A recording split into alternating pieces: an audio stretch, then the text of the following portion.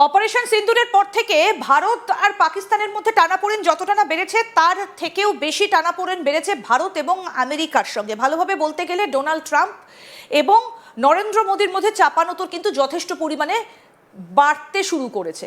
এরই মধ্যে পাকিস্তান আর ইউএসের বেশ কিছু গোপন ডিলের নথি আমাদের হাতে এসে পৌঁছেছে।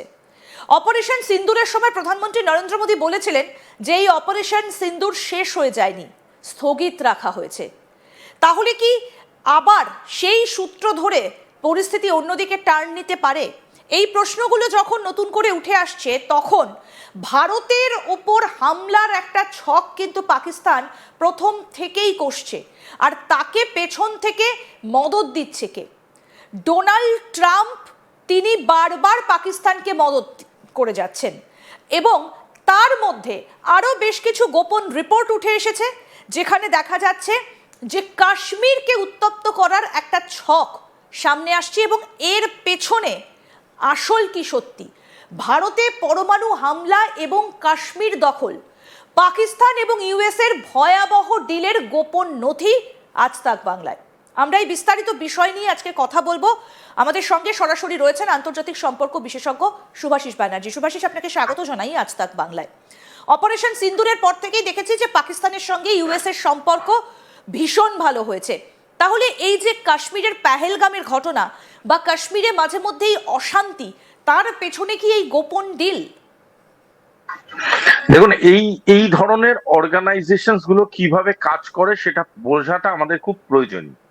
এই ধরনের অর্গানাইজেশনস গুলোকে ব্রোকার বা দালাল চক্র বা এই ধরনের মিডিলম্যান বলে ছোট করলে হবে না।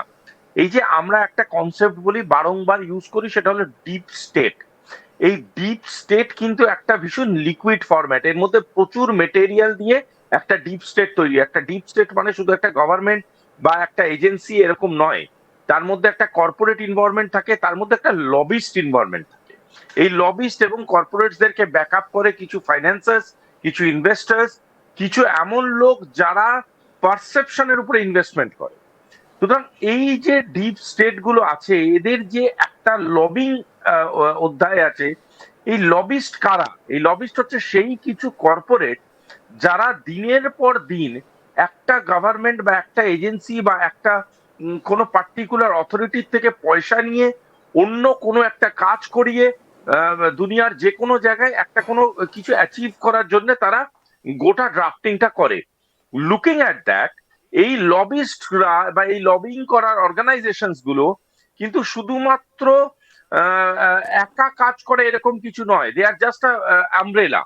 তাদের নিচে প্রচুর এমন লোক কাজ করে যারা লবিং করায়। অর্থাৎ ভারতবর্ষের বিরুদ্ধে যে কনস্পিরেসি ঘটছে, সেই ভারতবর্ষের ভিতরের কনস্পিরেসিতে তারা অংশগ্রহণ করে, এবং তারা অংশগ্রহণ করে অর্থের বিনিময়ে এবং বিভিন্ন রকম ভাবে, কখনো সোশ্যাল মিডিয়ার মাধ্যমে, কখনো কোনো সোসাইটির মধ্যে কোনো অ্যাজিটেশন ক্রিয়েট করে, কখনো গভর্নমেন্টের ফাইল ডিসক্লোজ করিয়ে, কখনো বিভিন্ন রকম পদ্ধতির মধ্যে দিয়ে কোনো একটা সরকারকে বিপদমুক্ত করে বা কোনো একটা অন্য সরকারকে বিপদে ফেলে।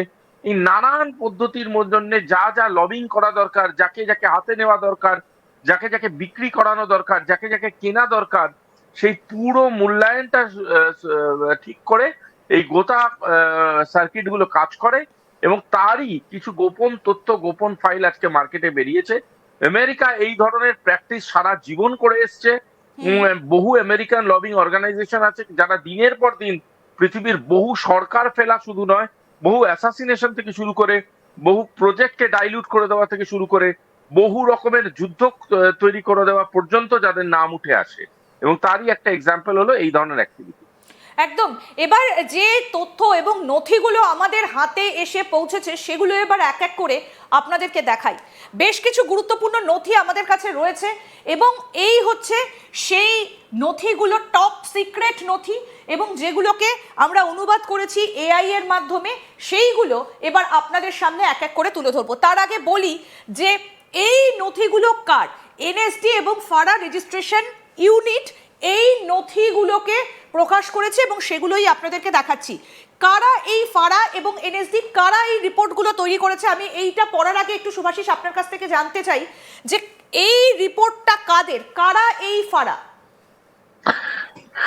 দেখুন, ফারা হলো এমন একটা অর্গানাইজেশন যারা ফরেন এজেন্সি, এরা বিভিন্ন রকম লবিং এর হুম। ব্যাপার স্যাপার শুধু না, বিভিন্ন রকম লিগাল মেথোডোলজির মধ্যে দিয়ে, এটা ইউএস লিগাল অর্গানাইজেশন, বেসিক্যালি একটা ইউএস বেসড লিগাল অর্গানাইজেশন। এরা ফরেন এজেন্সি এবং এরা বিভিন্ন গভর্নমেন্ট, বিভিন্ন কর্পোরেটস, বিভিন্ন ইন্টার গভর্নমেন্টাল অ্যাক্টিভিটিতে এরা থাকে এবং এরা এই ডকুমেন্টেশনস গুলোকে দেখে, লিগালাইজ করে, এগুলোকে ফাইনালাইজ করে, হ্যাঁ, রেজিস্টার করে, এবং সেইগুলোই হচ্ছে এই ফারা ফাইলস।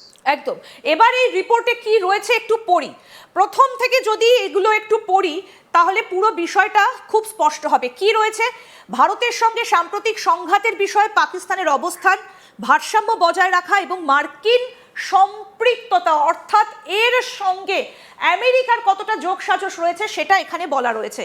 কি বলা হচ্ছে? পাকিস্তান শান্তি, উত্তেজনা হ্রাস এবং আঞ্চলিক স্থিতিশীলতা চায়। আমরা উদ্বিগ্ন যে প্রধানমন্ত্রী মোদী বলেছেন যে ভারত কেবল তার সামরিক পদক্ষেপ বিরতি দিয়েছে এবং পাকিস্তানের ওপর আক্রমণ আবার শুরু হতে পারে।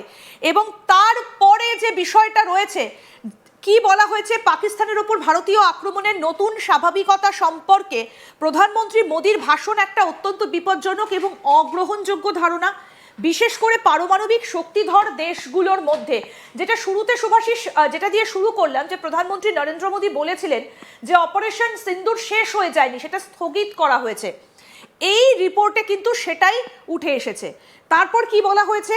যদি আবার আক্রমণ করা হয় তাহলে পাকিস্তান আবারও জাতিসংঘ সনদের ৫১ অনুচ্ছেদ অনুসারে তার জনগণ এবং ভূখণ্ড রক্ষা করবে, যার মধ্যে প্রতিরোধ ব্যবস্থা পুনরায় প্রতিষ্ঠা করাও অন্তর্ভুক্ত।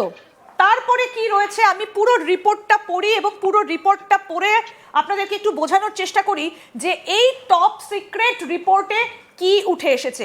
যেটা বলা হয়েছে, ৬ই মে থেকে ভারত পাকিস্তানের সামরিক আক্রমণ শুরু করার পর ১১ই মে যুদ্ধবিরতিতে সমর্থন জানিয়ে রাষ্ট্রপতি ট্রাম্প এবং তার প্রশাসন এবং অন্যান্য বন্ধু প্রতিম রাষ্ট্রগুলোর গঠনমূলক ভূমিকার জন্য পাকিস্তান প্রশংসা করে।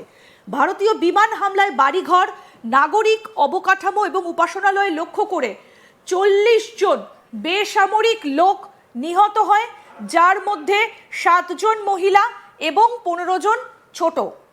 ভারত ও চীন উত্তেজনার প্রেক্ষাপটে এই সাম্প্রতিক সংঘাতকে চিত্রিত করার প্রচেষ্টা হলো আঞ্চলিক বাস্তবতা এবং পাকিস্তানের বিরুদ্ধে ভারতের দীর্ঘ অবৈধ, এই লাইনটা কিন্তু খুব ভালোভাবে লক্ষণীয়। কি বলা হয়েছে? কি বলা হচ্ছে? পাকিস্তানের বিরুদ্ধে ভারতের দীর্ঘ অবৈধ কর্মকাণ্ড। ভালো করে এই লাইনটা একটু দেখবেন যে রিপোর্টে বলা হচ্ছে পাকিস্তানের বিরুদ্ধে ভারত